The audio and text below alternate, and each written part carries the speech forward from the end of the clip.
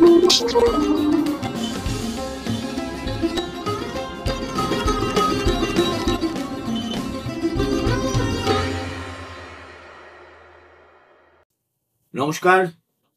বাংলা স্ফেয়ারে আমি একজন বিশেষ অতিথিকে আজকে জোগাড় করেছি, যিনি গতকালই মহাকুম্ভ দর্শন শেষে প্রভূত পুণ্য অর্জন করে মানে তার বাসগৃহে প্রত্যাবর্তন করেছেন। তার নাম চন্দ্রা সরকার। সম্পর্কে তিনি আমার জ্যাঠতো দিদি, কিন্তু সেটা বড় কথা নয়। বড় কথা হচ্ছে আজকে তার সঙ্গে আমি কথা বলবো একেবারেই একজন সাংবাদিক হিসেবে, এবং এমন একজন মানুষ যিনি এই প্রয়াগরাজের মহাকুম্ভ দর্শন করে এলেন। সেখানে তিনি কি দেখলেন, কি তার অভিজ্ঞতা, এবং আজকের এই বিপর্যয়ের পরিপ্রেক্ষিতে তার কোনো তাৎপর্য আছে কি, সেটা খোঁজার চেষ্টাই করব আলোচনার মাধ্যমে। তার নাম চন্দ্রা সরকার। আমার প্রথম কথা হলো যে তোমার কি নিজেকে ভাগ্যবতী মনে হচ্ছে যে তুমি ঠিক সময় কলকাতায় ফিরে এসছো? হ্যাঁ, সেটা একদম। শুধু আমি নই, সারা আমার পরিচিত যত পৃথিবী বলছে, ওরে বাবারে তুমি চলে এসেছো। আমি যে কালকে পৌঁছে গেছি, এটা একটা ওই পুণ্যের একটা অংশ হয়তো। না, তুমি কতদিন কাটালে ওখানে? আমি 4 দিন। 4 দিন? কিভাবে গেছিলে? আসা যাওয়া মিলে আমরা গিয়েছিলাম ফ্লাইটে। ফ্লাইটে একদম প্রয়াগরাজ। তোমরা কি কি বলে একটা দল বেঁধে গেছিলে না তুমি একা? না না না, আমরা দল তো বটেই। আমরা এখানে একটা এই সল্টলেকে মিস্টিক যোগা একটা সংস্থা আছে, ওরা সব ব্যবস্থা করেছিল। আমরা 29 মিলে গিয়েছিলাম, বয়স্ক কম বয়স্ক। না না, মেয়ে কেন, ছেলে মেয়ে বয়স্ক অল্প বয়স্ক সব মিলিয়ে আমরা 29 গিয়েছিলাম। না, এবার আমরা যে বিজ্ঞাপন দেখেছি আর যে বৌভারম্ভ দেখেছি এর প্রস্তুতি পর্বে, তার থেকে মনে হচ্ছিল যে মহাকুম্ভের পত্তন থেকে এ পর্যন্ত এই ধরনের এত বৃহৎ মহাকুম্ভ নাকি ভারতবর্ষের আগে কখনো কোথাও হয়নি। এবং সেখানে এমন সব ব্যবস্থা, 1.5 লক্ষ টেন্ট, 1.5 লক্ষ টয়লেট, 55,000 পুলিশ, আর্টিফিশিয়াল ইন্টেলিজেন্স ব্যবহার করে নানাবিধ ব্যবস্থা, লক্ষ লক্ষ এলইডি ল্যাম্প, তো সব মিলিয়ে একটা মায়াবী শহরের চেহারা নিয়েছিল প্রয়াগরাজ।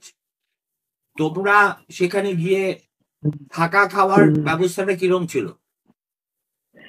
প্রথমেই আমি বলি যে তুমি যে শব্দগুলো, তুমি তো সাংবাদিক, বাংলা এবং ইংরেজিতে খুবই ভালো দক্ষ, তুমি যে শব্দগুলো বললে প্রত্যেকটা শব্দের কিন্তু ওখানে এই মিলটা আছে, প্রত্যেকটা শব্দ। যেমন ধরো তুমি এই যে একটা মোহময় পরিবেশ, আলো, এলইডি টিভি, সিকিউরিটি ব্যবস্থা, যা বলবে নেমে থেকে আমরা মুগ্ধ হয়ে দেখেছি পুরোটা। একদম গোটা প্রয়াগরাজ শহরটাই কুম্ভ, কোথাও লক্ষ কোটি ট্রেন। এখন কথা কি জানো তো, এই যে খাওয়া দাওয়ার ব্যবস্থা, আমরা তো যারা একটা টেন্ট কে গেছে, আমরা যেমন ছিলাম শিবোদয়া টেন্ট ক্যাম্প, শিবোদয়া ক্যাম্প বা এরকম যারা ক্যাম্প করেছে, তাদের ব্যবস্থা একেবারে অতুলনীয়। তুমি একটা বলতে পারবে না যে এই অসুবিধাটা আছে। আর দেখো টেন্ট টেন্টে কতজন থাকতে পারে? না, আমরা 2 জন করে শেয়ারিং, হ্যাঁ 2 জন করে থাকা একদম। আর টেন্ট তো তুমি জানোই যে যেহেতু এটা টেম্পোরারি, সমস্ত ব্যবস্থাটাই তো টেম্পোরারি, বাথরুম বলো বা যা কিছু বলো, সেই টেম্পোরারি ব্যবস্থাতে কিন্তু প্রত্যেক মুহূর্তে একটা অসুবিধা হওয়ার কথা থাকে।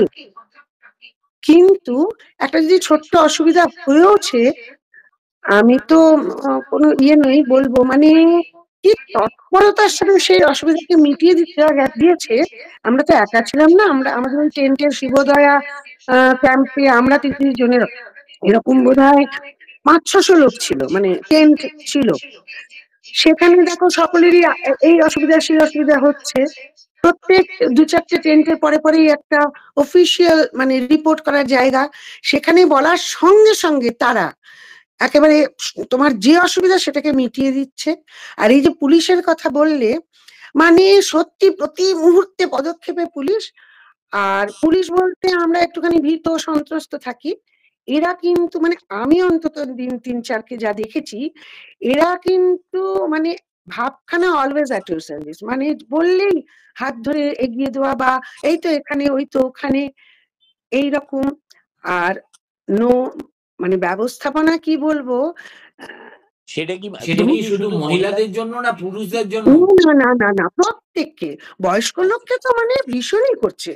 বয়স্ক লোকেরা গেলে তাদের জন্য তো সবসময় যে হারিয়ে গেছো নাকি, বা তুমি কোনো এদিক ওদিক তাকালেই কোনো দরকার আছে নাকি, তোমরা ভয় পেয়েছো নাকি, এইভাবে এগিয়ে আসছে।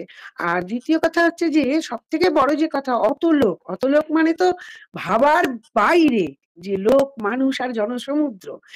কিন্তু ধুলো ধুলো বলতে বালি, বালির পাশে একটি কাগজের কণাও আমার চোখে পড়েনি।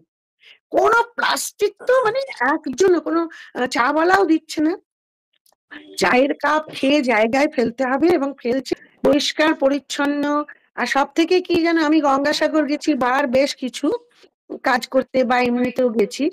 সব থেকে আমাদের বড় হয় কি, এখানে একটা চায়ের দোকান, ওখানে গুজিয়ার দোকান, ওখানে এই অমুকের দোকান, খাচ্ছে আর ফেলে দিচ্ছে। মানে মানুষজন চলে আসার পর সেটা যদি নরককুণ্ডে পরিণত হয়। এখানে কিন্তু কিচ্ছু করতে পারবে না, কোনো ওইরকম দোকান নেই। ওই যে ছোলা ভাজা বাদাম ভাজা খাবে ওরকম দোকান নেই। তোমাকে খেতে হবে তোমার যে শিডিউল ক্যাম্প, বা তুমি যেখানে শিডিউল সেখানেই তোমাকে খেতে হবে। এমনি চা বা বিস্কুট তুমি খাবে, কিন্তু সেটা এত অর্গানাইজ, এত পরিষ্কার পরিচ্ছন্ন করে করা। তো এবার খাওয়ার যদি তুমি ব্যবস্থাটা প্রশ্ন, কোথায় হয়েছিল? ওই টেন্টের কাছেই? ওই হ্যাঁ টেন্টে একটা বিরাট ডাইনিং হল, টেন্টেরই ডাইনিং হল বিরাট। সেইখানে যে যখন ওরা একদম টাইম বাঁধা, শুরু হলে ব্রেকফাস্ট থেকে ডিনার শুরু হলে অ্যানাউন্স করে দিচ্ছে, এবং শেষ হলেও অ্যানাউন্স করে দিচ্ছে যে আর আমরা দেব না। এবং দে আর ভেরি স্ট্রিক্ট। তারা যে দেব না বলছে, তুমি যে যাবে গিয়ে বলবে খিদে পেয়েছে চলে গিয়েছিলাম দাও, না হবে না, হুম। না। কিন্তু ভোর 4টের সময় তুমি চা পাবে। তো এই ওখানে আরে তো নয়, নিশ্চয়ই খাওয়া দাওয়া মানে সবটাই নিরামিষাশী। একদম একদম নিরামিষ। তো রান্না বান্না কেমন? রান্না বান্না দেখো হয়তো ভালোই, কারণ ওটা তো একটু অবাঙালি রান্না। আমরা তো অবাঙালি রান্না খেয়ে তেমন রোজ এতদিন ধরে দুবেলা 3 বেলা খেয়ে অভ্যস্ত নই। কিন্তু হুম। প্লেন্টি অফ, এবং খুবই ভালো খাওয়া দাওয়া সকাল এবং বিকেল। তো মানে মানে ভাবা যায় না এত সুন্দর। ফল থেকে মূল থেকে, যে একাদশী করছে তার জন্য আলু সেদ্ধ আলাদা করা, মানে এই লক্ষ কোটি লোকের প্রত্যেকের প্রতি ওদের দৃষ্টি আর কি, মানে ইন্ডিভিজুয়াল নয়, মানে ওদের মনে এটা আছে এবং করে হুম। রেখেছে ব্যবস্থা। দেখো আমি আমিও তো একটা মহাকুম্ভ দেখেছি, সেটা হরিদ্বারে। হুম, হুম, সেইখানে এই ধরনের বন্দোবস্ত অকল্পনীয় ছিল। কিন্তু এই যে আমি গো এত সুন্দর একটা 5 স্টার অ্যারেঞ্জমেন্ট, এর জন্য গুণাগার কত গুনতে হয়েছে। বলবো, আসলে কি জানো তো, আমিও এর আগে একটা মহাকুম্ভ করেছি এইখানে এলাহাবাদেই। সেখানেও আমি দেখেছি যে মানে কি যে মাছি, কি যে মানে ভাবা যায় না। কিন্তু এবারে আমি একেবারে স্পিক অ্যান্ড স্প্যান, আর আমি একেবারে মানে মুগ্ধ হয়ে গেছি। এইটা ঠিকই বলেছো, খরচা কেটে ভালোই। আমাদের সব মিলিয়ে প্রায় 70,000 টাকার মতো খরচা হয়েছে এক একজনের, হুম। প্রায়। মানে নিজেদের খরচ টরচ হাত খরচা সব মিলিয়ে, মানে 62,000 টাকা হচ্ছে পুরো হাতে করে দিয়ে দিতে হবে, এই প্লেনে আসা যাওয়া সব। ও, তার মানে 4 দিনের সফরের 70,000 টাকা প্যাকেজ। প্যাকেজ 62,000 আমার হাত খরচ হ্যাঁ। দিয়ে। তো আমার বক্তব্য হচ্ছে, তার মানে এই মহাকুম্ভে আরামে থাকতে পারবে তারাই যাদের পকেটে রেস্তো আছে। হ্যাঁ, আমি এটা কিন্তু একমত নই কারুর তোমার সাথে, মানে কেন না, আমিও খুব আমজনতা এবং খুব সাধারণ মধ্যবিত্ত। কিন্তু এই যে 144 বছরের কুম্ভ বলে একটা বহুদিন আগে থেকে ভীষণ প্রচার হয়েছে, আমাদের কিন্তু এটা মনে রাখা উচিত যে এর জন্য আমাদের একটু, তুমি একটু যদি ভালো থাকতে এই রকম জায়গায় একটু তোমাকে ইয়ে দিতে হবে, চার্জারটা ইয়ে দিতে হবে, তোমাকে একটু পয়সা খরচা করতে হবে, আদারওয়াইজ ওন্ট গেট। আমি মানে আর এই ছাড়া থাকাও যায় পয়সা না। নিচ্ছে বলে তার বিরোধী নই। আমি খালি হুম, বোঝার চেষ্টা হুম, করছি যে তাহলে পুণ্যার্থীদের মধ্যেও একটা ক্লাসিফিকেশন করা হয়েছে, একটা শ্রেণীবিন্যাস ছিল। ধরো তোমরা 62 দিয়েছো, নিশ্চয়ই তোমাদের চাইতেও বেটার টেন্ট ছিল, সেই টেন্টে আরো বেশি গুণাগার দিতে হয়েছে। এই ধরনের বন্দোবস্তে তাই হয়। ব্যবস্থা দেখলাম তো এরকমই, এই ব্যবস্থা এটাই হচ্ছে সব থেকে ভালো না মানে কিন্তু ব্যবস্থা। ধরো 1.5 লক্ষ টেন্ট ইন্টু 2, মানে তো 3 লক্ষ লোকের বেশি টেন্টে থাকতে পারবে না। কিন্তু গতকালই এলাহাবাদে যেহেতু মৌনী অমাবস্যার রাত্রি, অতএব 10 কোটি লোক জমা হয়েছিল, তার মধ্যে 3 লাখ মানুষ যদি টেন্টে থাকে, তাহলে বাকি জনসমুদ্র তারা থাকছিল কোথায় এবং তাদের জন্য কি ব্যবস্থা? হ্যাঁ, এইটা হচ্ছে এক্সপেন্সিভ ব্যবস্থা, কিন্তু তাদের জন্য ব্যবস্থা কিন্তু ছিল। কিন্তু আমরা তো অর্গানাইজড নই।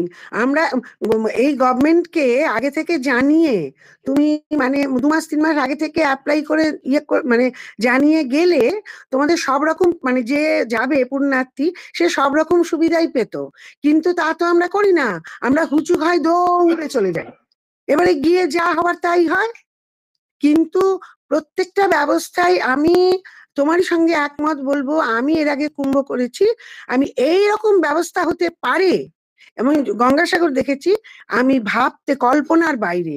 আমি কামাখ্যা গেছি এই ইয়েতে, কিন্তু আমি কল্পনার বাইরে, যেটা কি অপূর্ব ব্যবস্থা, কি না কিন্তু ঠান্ডা। সাধারণের ব্যবস্থাটা কি ছিল সেটা কি সচক্ষে দেখার সুযোগ হয়েছে? হ্যাঁ, দু একটা হয়েছে, হয়নি তা নয়। তাদেরও টেন্ট এতটা আঁটো-সাঁটো বা ঠান্ডা ঢুকবে না এরকম নয়। তাদের ওই নিজেদের টেন্ট যদি তারা আগে থেকে ব্যবস্থা করে নেয়, তাহলে নিজেদের ইয়ে দিচ্ছে, ওই যে নিচে গদি পাতে না, ওই গদি তুমি যেই গিয়ে মানে বলে অ্যাপ্লিকেশন করা থাকবে তোমার, তুমি অফিসে গেলে ওই গদি তোমার যেরকম লাগবে, হ্যাঁ এটা ঠিক আছে, তোমাকে নিজে নিয়ে আসতে হবে এই ব্যবস্থাটা। কিন্তু তুমি শুতে পারবে, গায়ে ঢাকা দিতে পারবে, এইসব তুমি ওখানে সব এগুলো পাবে। কি সম্পূর্ণ বিনা পয়সায়? আমার মনে হয় না, এইটা আমি ঠিক জানি না। না, বিনা পয়সায় বোধহয় কিছুই না। তবে দেখো, বিনা অনেক কিছু বিনা পয়সায়, যেমন কোনো গাড়ি ওরা অন্তত 25 কিলোমিটার আগে থেকে ঢুকতে দেবে না, কোনো গাড়ি। একমাত্র ওদের পারমিট করা রয়েছে যে গাড়ি, সেই গাড়ি ঢুকবে। তো আমাদের তো এরা সব পারমিশন টরমিশন করিয়ে নিয়েছিল, কিন্তু গাড়িটা যে রাখবে কোথাও, সেখানে ওই তুমি 4 দিন 10 দিন যে কদিনই থাকবে, বলছে লোকেরা মানে ড্রাইভাররাও বলছে, আপ बिल्कुल निश्चिंत रहिए, आपका गाड़ी धूल छुएगा लेकिन और कोई नहीं, पंछी भी नहीं छुएगा। এইরকম ব্যবস্থা। ব্যবস্থা সবই খুব ভালো, আমি সত্যি মুগ্ধ হয়ে গেছি কুম্ভ দেখে। কিন্তু আমাদের একটু তৈরি হয়ে যেতে হবে, একটু অর্গানাইজ হয়ে যেতে হবে, তাহলে কুম্ভ তুমি এনজয় করবে, ভারী সুন্দর। এবং এই যে যেখানে স্নান করা, মানে এই যে প্রয়াগের যে স্নানের জায়গাটা, সঙ্গম, সেখানে যাওয়ার জন্যই তো লোক মরেছে আজকে, কারণ তারা ব্যবস্থা নেয়নি। এই সমস্ত ব্যবস্থাগুলোই আগে থেকে করা যায়। নৌকো আগে ভাড়া করে রাখা, অন্য সময় যেতক্ষণে যাই না, এইবার অন্তত তুমি যখনই তোমার টেন্টের জন্য অ্যাপ্লাই করবে, সঙ্গে সঙ্গে ওই বোট মোট সবকিছু ওদের বললেই ওরা তোমাদের জন্য একদম ওটা আলাদা থাকবে। ফলে কি, আমরাও যে চান করেছি তাতেও কিন্তু কম ভিড় ভেবো না। 10 কোটি না হলেও আমি তো মানে ভাবতে পারি না কি মানুষ গেছে চান করতে। নৌকো নৌকো এমন অবস্থা যে মানে ইয়ার দেখা যাচ্ছে না জল, কিন্তু সেখানেও এত অর্গানাইজ, এত সুন্দর পুলিশ দাঁড়িয়ে নৌকোগুলো সরে যাচ্ছে, পটপট করে যাচ্ছে, আরেকটা নৌকো এসে যাচ্ছে। পড়ে যাওয়াটা আমার কোনো চান্স নেই, পড়ে গেলেও মানে এই আস্থাটুকু আছে যে তোমাকে ধরে ফেলবে লোক, তোমাকে না উঠিয়ে নেবে। যেখানে আমরা দেখছিলাম যে ভিআইপিরা যারা কুম্ভ ওখানে স্নান করছিলেন, তারা তো হাঁটু জলে ডুবা মানে স্নান করছিলেন, মানে লোকে বুঝে না, হ্যাঁ ঠিক তাই। ওরা কিন্তু সঙ্গমে চান করেনি, মানে যা দেখলাম, আমি তো আর ভিআইপি দের সঙ্গে থাকিনি, কিন্তু হাঁটু জল তো নয়, ভালো সঙ্গমের জল গভীরতা বেশ। কত? ধরো আমার গলা এতটা অব্দি অন্তত, আচ্ছা, গলা অনেকটা অব্দি। গলা। তাহলে হ্যাঁ, তাহলে মানে জলে ডুবে মৃত্যুর ভয় কারোরই নেই। না সে ছোট বাচ্চা হলে আছে, তবে যেখানটা ওরা ব্যারিকেড করে রেখেছে, মানে এখানটায় স্নান, ওখানটা তুমি স্পষ্ট একদম ডিস্টিংক্ট যে সরস্বতী, গঙ্গা, যমুনা সবাই যে একদম বোঝা যাচ্ছে 3 ইঞ্চের ইয়েটা। এইবারে হচ্ছে কি, ওটা পেরোলে কিন্তু আবার না কি গভীর, এটা আমার শোনা শব্দ গভীর, যে না এটা দেখো, আমি আমিও তো নিজে অনেকবার যাইনি। এলাহাবাদ গেছি, দেখেছি। প্রথম কথা, Saraswati is a mythical river. Saraswati মানে আদতে আছে কিনা সেটা নিয়ে অনেক প্রশ্ন আছে, আমি তার মধ্যে যাচ্ছি না। সঙ্গমের এমনিতে 12 মাস 30 দিন যা হাল দেখেছি, মানে যোগীর জমানায় না, তার আগে, তারপরে এই ট্রান্সফরমেশনটাকে সত্যিই একটা major major major leap forward বলেই মনে হচ্ছে। তো তুমি যা তো এর আগের ব্যবস্থা করেছে, কুম্ভ গেছো, গঙ্গাসাগরে গেছো, কামাখ্যা গেছো, তুমি বেশ ভক্ত লোক, মানে ধর্মস্থানে। প্রত্যেকটা জায়গায় আমি গেছি উৎসবে। হ্যাঁ, দেবদ্বীজে তোমার বেশ ভক্তি আছে মনে হচ্ছে। তাহলে কি তুমি ইয়ে কি বলে, যোগীরাজে প্রয়াগরাজ থেকে ফিরে এসে বিজেপির প্রতি অনুরক্ত হয়ে পড়লে? না, আমি কার প্রতি এখনো অনুরক্ত সেটা এই মুহূর্তে বুঝছি না, তবে এটা অনস্বীকার্য যে যোগীরাজ যা ব্যবস্থা করেছে, এই ব্যবস্থা আমার অত বড় একটা উত্তরপ্রদেশের মুখ্যমন্ত্রী প্রতি মুহূর্তে এসে পড়ছে, এবং যে ব্যবস্থা পুলিশ থেকে আরম্ভ করে প্রশাসনের যা দেখলাম, মানে প্রত্যেকটা কত কথা বলার আছে, যে গাড়িগুলোকে যে পার করে দিচ্ছে, ব্যারিকেড করা, কোনো গাড়ি ঢুকবে না, যে গাড়িতে পারমিশন আছে সেই গাড়ি বের করার জন্য ওরা সঙ্গে সঙ্গে সব তুলে তুলে একদম, সেটা ভিআইপি না, আমি তো একদমই আম জনতা, আমাদের গাড়ি বের করে দিল। হ্যাঁ, এটা ঠিক যে গাড়িটা ফার্স্ট গিয়ারেই চলেছে, একটা জনসমুদ্রকে তো আর ওইভাবে লাফ মেরে সরিয়ে দেওয়া যায় না, কিন্তু আমরা দেবেই বা পৌঁছে কেন? গেছি 8 ঘন্টা। হ্যাঁ, হ্যাঁ, দেবেই বা কেন, আর 8 ঘন্টার রাস্তাটা আমাদের 3.5 ঘন্টা লেগেছে, কিন্তু আমরা পৌঁছেছি। আমরা আ এবং সবথেকে বড় কথা, পুলিশরা কিন্তু সবার আগে এসে বলে দিচ্ছে যে আপনারা তাড়াতাড়ি বেরিয়ে পড়ুন। আপনারা সেফলি পৌঁছে যান যার যেখানে গন্তব্য। তারপরে আপনারা ওখানে এনজয় করুন। প্রতিটা ইনফরমেশন ওয়াজ ভেরি কারেক্ট। মানে কি বলবো, আমি একেবারে মুগ্ধ। আর এই যে মারা গেছে ধরো, এটা তো আমাদের দোষ। ওই যে আমরা অর্গানাইজড নই। আর বাবা এত টাকা!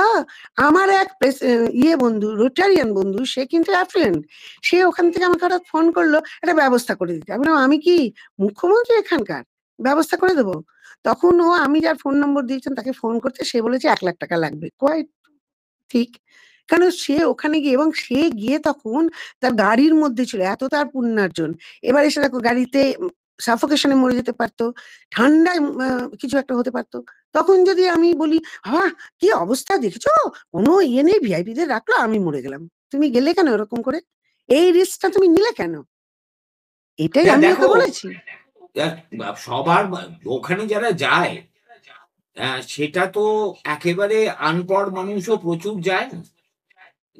যারা অত বোঝে টোঝেন না, গ্রামের গরিব দেহাতি মানুষ, যে বোধ বুদ্ধি বিচক্ষণতা একটা শহরের মানুষের কাছ থেকে প্রত্যাশিত, হয়তো সেটা তাদের কাছ থেকে ততটা প্রত্যাশিত নয়। কারণ আমিও হরিদ্বারে স্ট্যাম্পিড দেখেছি, নিজের চোখে কেন স্ট্যাম্পিড হয় সেটাও লক্ষ্য করেছি, এবং প্রয়াগের তুলনায় সেখানে অনেক বেশি লোক মারা গেছিল। 200 জন মানুষ পদপিষ্ট হয়ে মারা গেছেন আমার চোখের সামনে। আমি সেই দৃশ্যও দেখেছি এবং কভার করেছি।